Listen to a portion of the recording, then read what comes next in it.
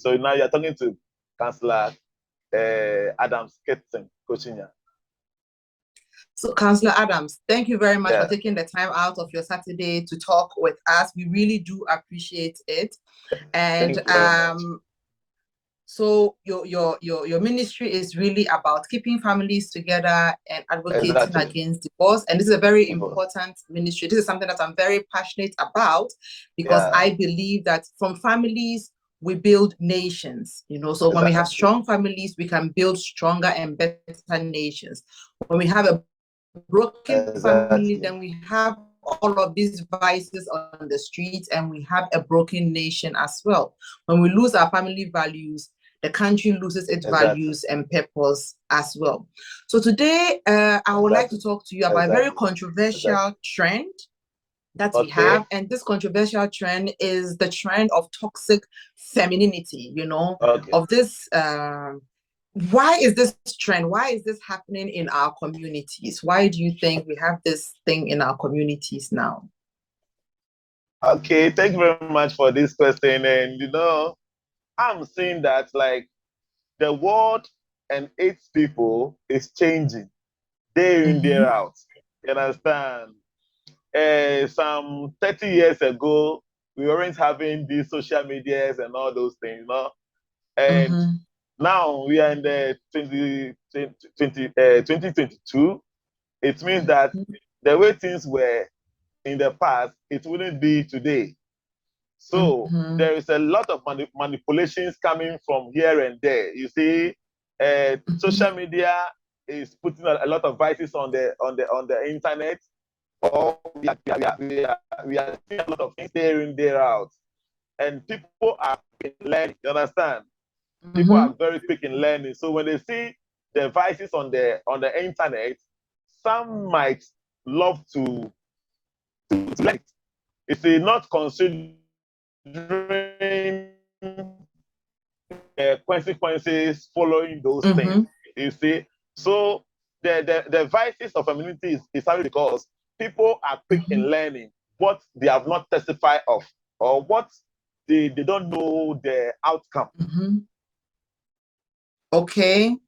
One will argue that this toxic femininity is as a result of years of oppression for women in African societies, where women did not have power or money within societies. And now that women are able to go to school, do something for themselves, they are no longer willing to adhere to the old systems or the old traditions that we have, because under those traditions, they were oppressed. I don't call it as an oppression, because, you see, as far as there is a leader, that there must be a follower. You understand? True. Yes. Yeah, as far as there's a leader, there must be a follower. Now, this is a situation, everybody wants to be a leader. You, as a woman, want to be a leader. Your husband too wants to be a leader. Won't there be a confusion? Well, so if the women, somebody has to lead and somebody has to follow. Exactly. And the women is our followers. Then our children are also following our women. You understand? Now, if your child wants to be equally like you, the mother, how would you feel like as a mother?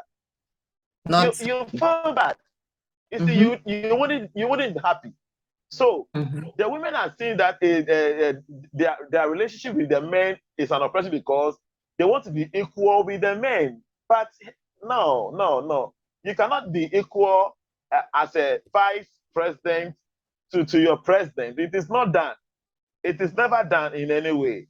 So if, as a woman, if you don't allow yourself to be controlled by a man, then it means nothing of yours will work. You understand? Nothing of yours will work, because no matter what you do under your leader, who is your husband, just as we are under our president as a citizens. Okay, but some also says that some of the men don't give them the opportunity, or they don't trust the men to be able to be good leaders for them, because when we look at history, we have men after their wives have like 2 or 3 babies, then they start looking outside at other women, and sometimes they even end up divorcing this woman and leaving this woman in poverty. So now women don't trust the men to be, good leaders to lead their family. That is why they rather prefer to either be alone, never get married, or quickly divorce and be the man and the woman for their children. You see, that's a good decision for them, but it is not better. It is a good decision, but it is not a better decision. You understand? So for you to come out from a man, or not to be under man and to be alone, might be good for reality, but it is not better. It is not better because your feelings as a woman will not be quenched because you are not under a man. By all means, a man will handle you somewhere, somehow. So why is it that we will rather make it to make the relationship beautiful so that we can stay together until death do us apart? That is what we are standing for. You understand? That we can handle the situations, no matter how the situation is. We can handle it. Then we can live. Because listen to me, my dear sister. If where women want to be free, too free, or where men want to be too free, they end up being in prisons. Where men want to be too free, they end up being in prison. That's why many men are in prison, because they want to be that free. But they don't want to be under any law. Anybody. So they are doing their things anyhow. But in this life, you can't do your things anyhow and just live, because there's no freedom in this life. No matter how free you want to be, you might be under somebody or something. So please, the women must understand us that. Yeah, the women must understand that. You see, you have to learn to be under man. As far as you want to be a girlfriend, or you want to be a wife or a mother. You see, you have to learn, because you see, there's nothing wrong with femininity. No. But when it becomes toxic, it means that there's the selfishness has set into it. Because if you check the characteristics of femininity, it means that you must be gentle, you must be soft, you must not be afraid to be vulnerable to people. You get it?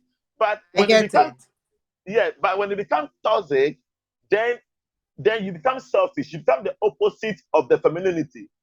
So it becomes something else, but not the femininity. Okay. Now, you said that so many men are in prison because they don't want to be under anybody. Exactly. And I don't want to bring religion in it, but biblically, you see, this is how the world has been structured, that our men must first submit to God and we must submit to them.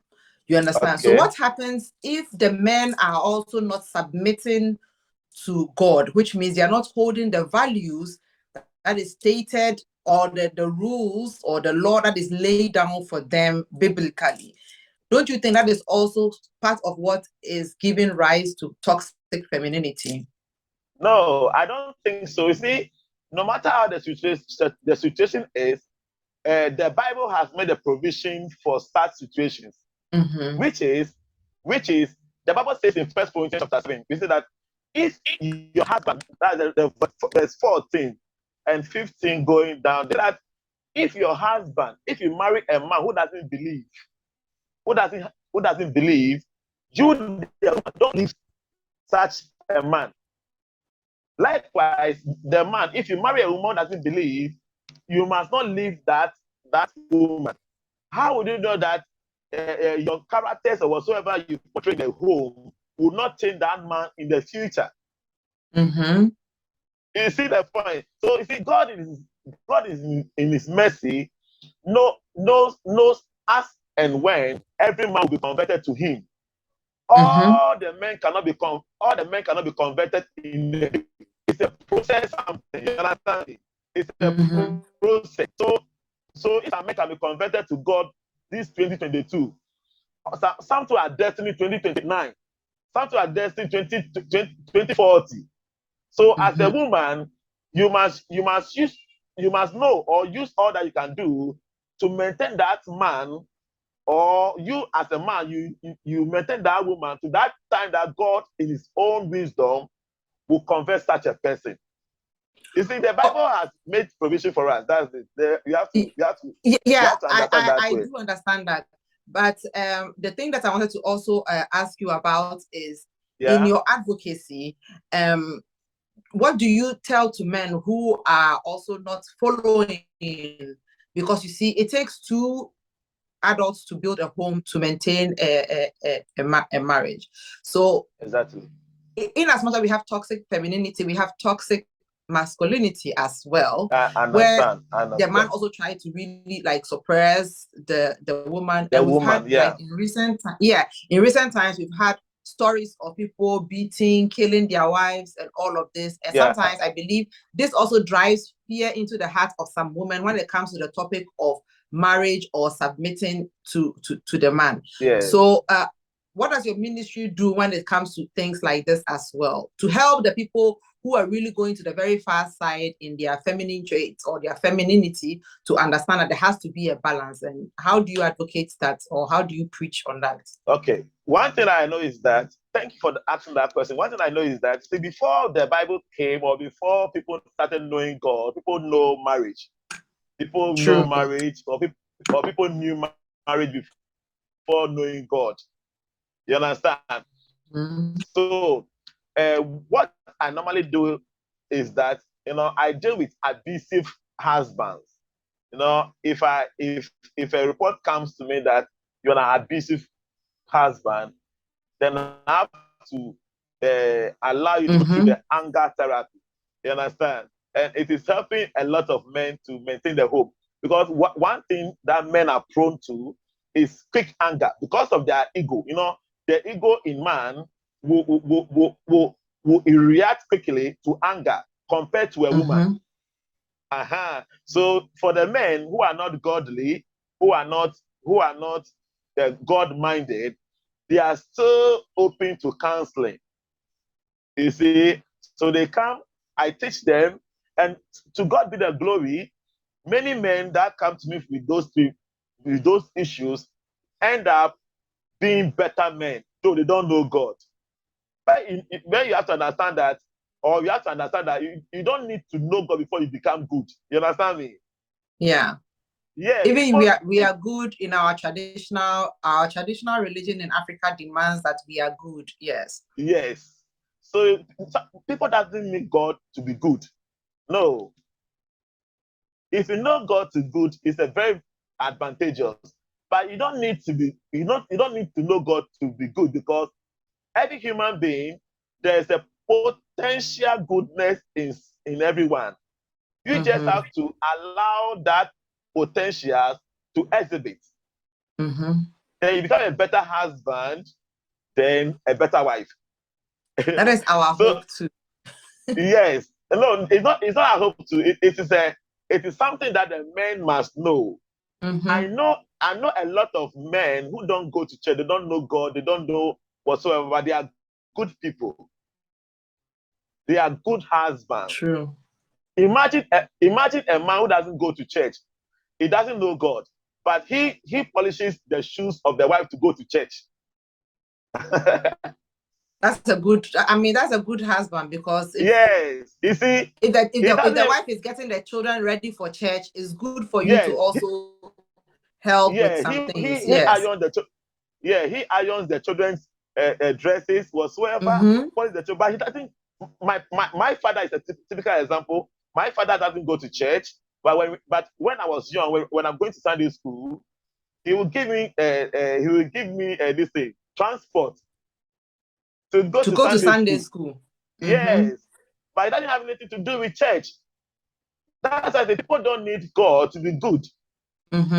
True. Yes. True. Because there's God in good. See, if you check spellings of God, the spellings of God, or the spellings of God out of, so are you with me? Yes, I'm with you. I understand that. I mean, so you're trying to say goodness is something that comes out of us naturally. As a human being, we know, we know what good is, and we know what bad is. Exactly. So there's God is good. Yes. I mean, we even if you've never stepped in church before, you know that stealing is bad. Exactly. You know that killing your neighbor is wrong. It's bad. It's wrong. You know. Yeah. You know that bearing false witness is wrong. You know these things naturally. Yes. Nobody needs to teach you the Bible for you to know that.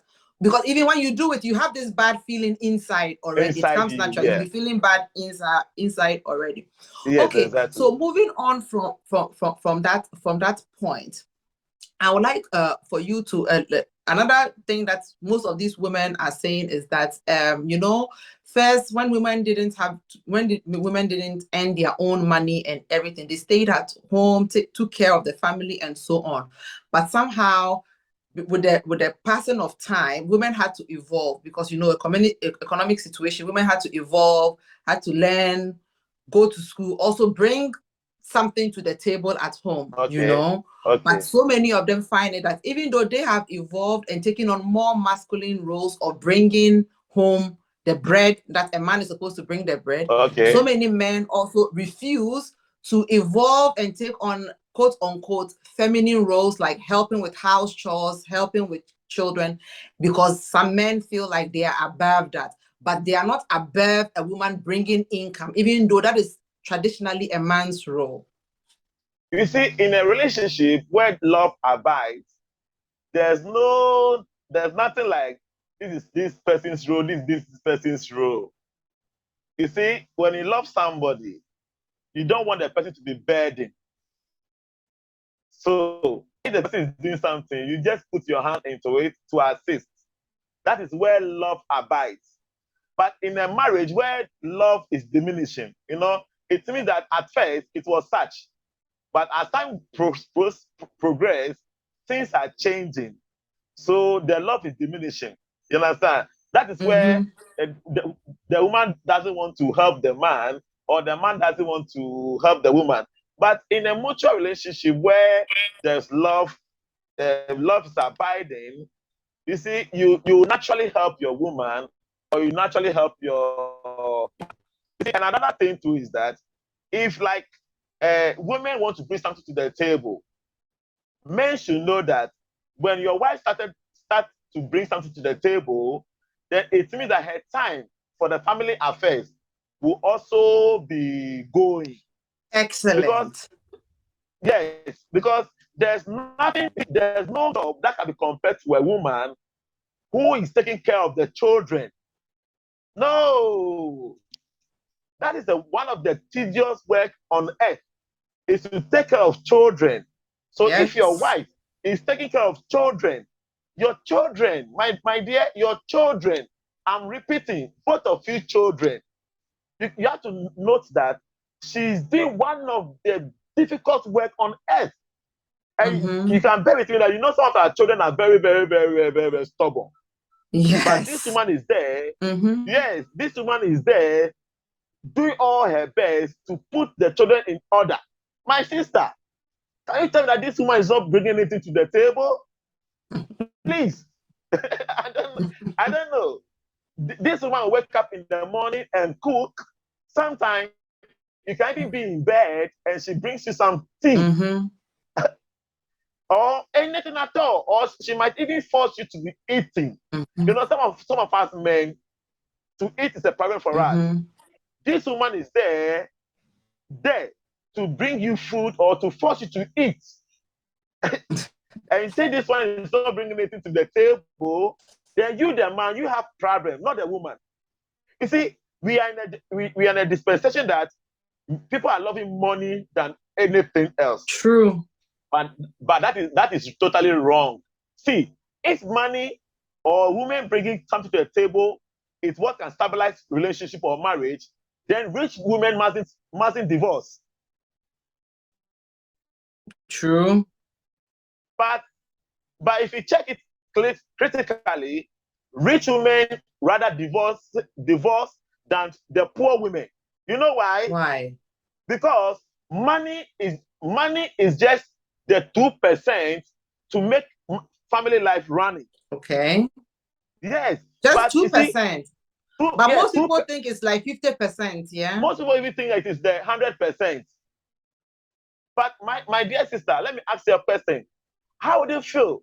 You have a husband, all that he does is to bring you money, money, money. He's not there. Then if you just say, oh, daddy, I need your attention. There's no money is your attention. Then he gives you money. How do you feel? Would you be happy?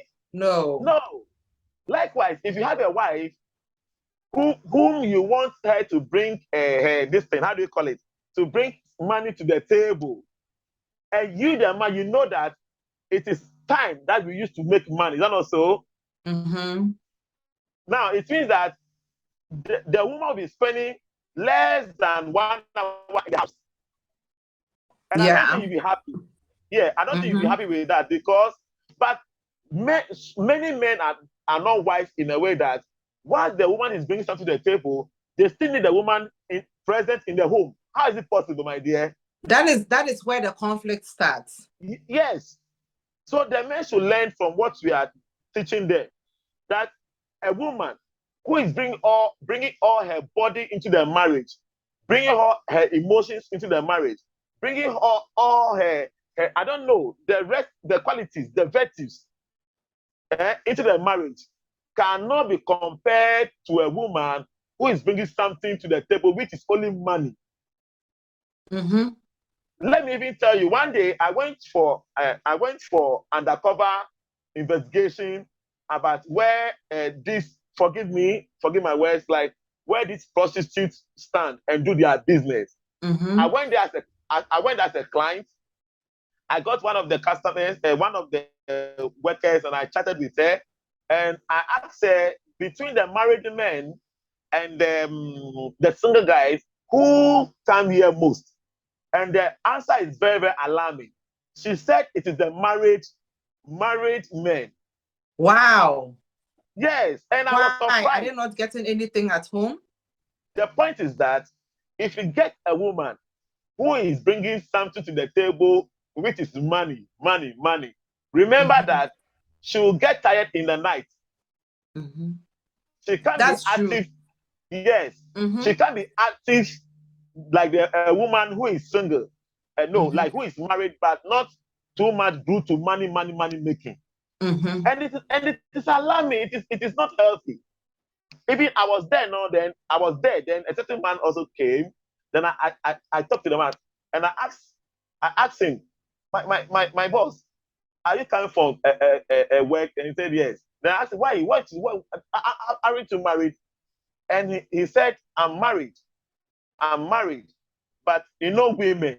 You see how he said it? Say, you know women, you know our wives. They also asked, what am I also doing? And he asked, what am I also doing here? Then I told him that I also came for a business. Then we started chatting. Then I realized that the women that we have in our houses as our wives, they must learn how to adjust themselves small. Because, my dear, the bottom line for marriage is because we don't have self-control. The bottom line for marriage is because we don't have self-control. You understand? So if you marry your wife or your husband, and your husband or your wife is still lacking the reason why we marry, then it means that by the end of the day, there will be disaster. Yeah. There will be disaster because we married so that we can have companionship. And in this companionship, of course, we must also have relations, you know. So you cannot say we are married, we are in the house, everybody is sleeping in a different room. That is not marriage. That's not healthy. So before we wrap up, you know, for those of us who are raising little girls, and we grew, our mothers raised us up always talking about what a man can do, a woman can do even better. And that led to most in my generation competing with men, thinking that if I can have my own money and if I have my own thing, what do I need a man for? So for mothers who are raising girls and you want your child to be able to go to university, if they want to do a doctorate, you want them to do it, you want them to do whatever you want them to do.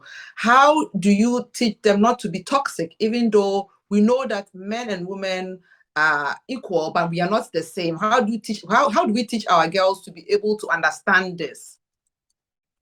You know, anytime I take my children, my daughters to school, as we are on our journey, I tell them, my daughter, I want you to give full respect to a man. I always talk to them, give full respect to a man. You see, charity begins at home. Charity begins at home. So you, the parent, you teach your daughters to respect men.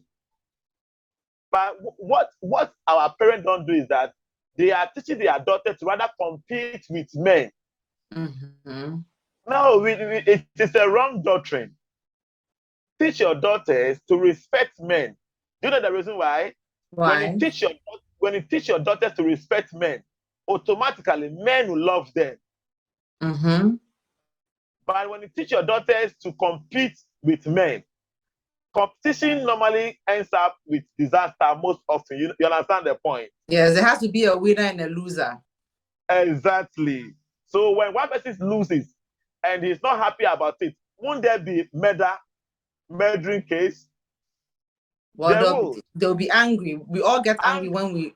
Exactly. So teach your daughters to respect men from their infancy. Now, the typical example must be you.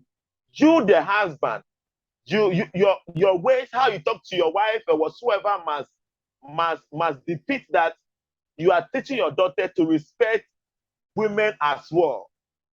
You mean your sons? Yes. Your sons and your daughters. Okay. You see, you the parent, you are the teacher. You are the teacher. So whatever thing you say to your wife, or whatever thing your wife says to you, the children are learning slowly but surely. So no parent to teach their children to compete with men. You see, where there is competition, that's why if you check in the Europe countries, because the competitions are there, women are really destroyed easily. Well, they have here in Europe, most women don't have any use for a man. Yes. So when a man becomes annoyed, he just take a gun and finish you off.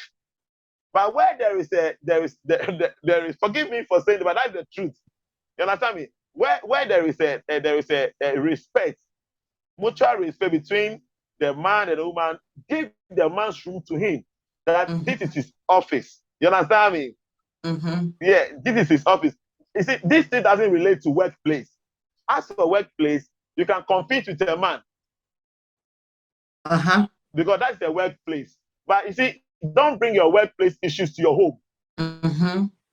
Because the workplace, when you leave work right now, nobody will take you to court. Not also.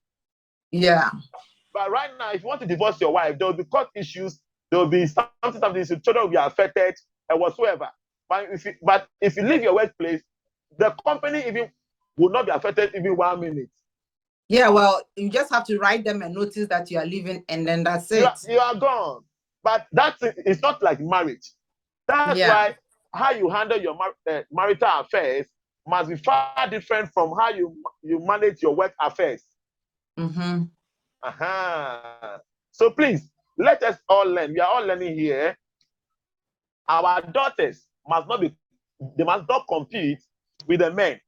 I don't agree with that, because I've learned that it is rather destroying a lot of things than being good. And the women who also think that money is everything, let me tell you, my sisters, if you think money is everything and don't give respect to a man, only forgive me, only dildos will take place of men for you. And only dildos will take the place of men. And when dildos take the place of men, you are losing your self-respect. Yeah, listen your self-respect. Yeah, it's just like a woman. A woman must have a breast. Is that not so? But you take off your breast and put plastic something there. Well, some people do it to enhance their beauty.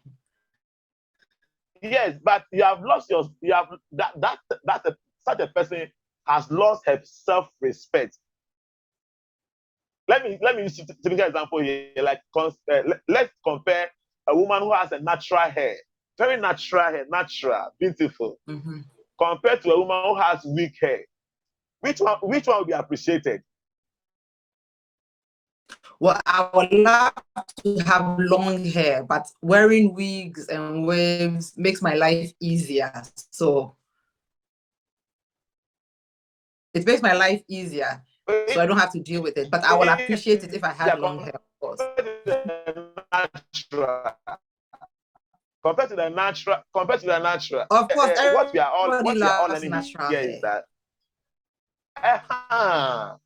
you see, that's how it's supposed to be. But because of the necessities or how the world is changing, some men will be going to try her away and put on weird. So please, our bottom line here, as we are learning this morning, is that you see, the women must not compete with the men. That's what the letter, and they should know that money is not everything, my dear. You can get all your money that you have in this life, but you're not happy. You see, if money is what really solves marital issues, like, forgive me to say, like those big rich men in all over the country will not be divorced just like that.